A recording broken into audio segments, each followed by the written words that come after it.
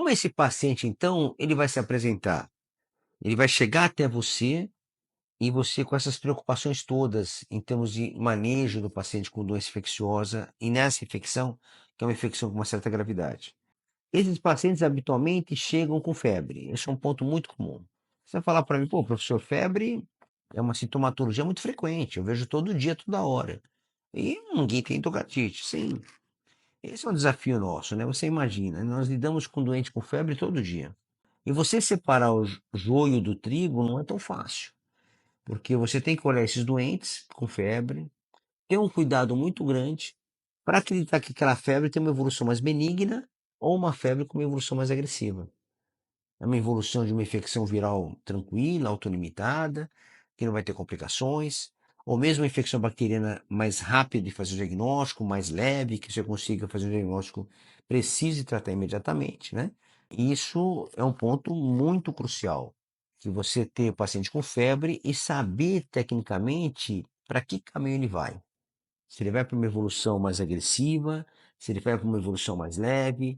Então, isso é um desafio médico. Então, isso é uma habilidade que nós temos que ir criando gradativamente. E como você cria isso, obviamente, é com bom treinamento clínico. Então, você vai fazer uma boa história, que é a anamnese, você vai identificar os fatores dessa doença e você vai examinar esse doente de maneira adequada. Então, aqui alguns detalhes. Para a febre, é importante você ter a informação evolutiva dessa febre. Quando ela começou, como que ela está se comportando, se ela está sendo diária, está sendo noturna, está sendo dia sim, dia não.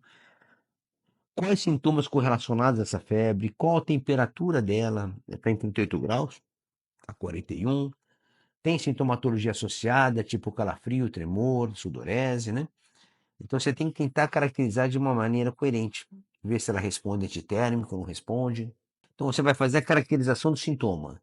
Segundo ponto importante na endocardite é a presença, a avaliação do seu exame físico. Porque o primeiro ponto é a febre. Se essa endocardite está começando, sem sinais de embolização, por exemplo, nós vamos falar sobre isso, você tem a febre como sinal mais importante. Mas nós podemos ter as complicações da endocardite. Porque a endocardite infecta a válvula. Essa infecção bacteriana por si só vai desenvolver febre, vai ativar a resposta inflamatória, vai liberar mediadores, tipo fator de necrose tumoral alfa, interleucina 1, interleucina 6, né? Prostaglandinas. Isso tudo vai ativar o sistema nervoso e vai fazer febre. Muito bem. Mas você pode ter uma manifestação semiológica de anamnese desses doentes com manifestação orgânica de complicações da endocardite, que são as embolizações. Então, o doente com endocardite, ele pode se apresentar com uma dor na ponta do dedo, por exemplo, por causa de uma embolização séptica para o sistema arterial da falange, do dedo. Você pode ter o doente falando de hematúria, falando, doutor, eu estou urinando sangue.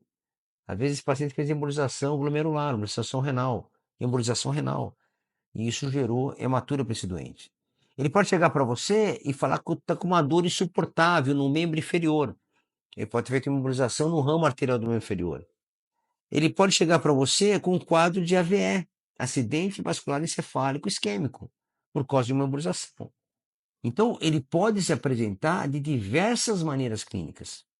Ele pode chegar para você paraplégico, às vezes com uma embolização em ramos de artérias profundas que entram na medula lombar, na medula toracolombar. Então, você tem uma gama de patologia que pode ser manifestações de embolizações em decorrência de endocardite bacteriana. Então vejam só, você tem a febre como padrão importante da manifestação de miocardite clínico do doente, e ele pode chegar junto com ele com outros comemorativos da doença, de outros sinais e sintomas associados em decorrência de complicações de órgãos à distância. Isso na endocardite bacteriana aguda ou subaguda. E na subaguda ainda, a doença por ser mais longa, ela desenvolve um fenômeno imunológico, diferente da aguda. Esse é um ponto importante clínico. A endocardite bacteriana aguda, ela tem uma resposta muito infectante.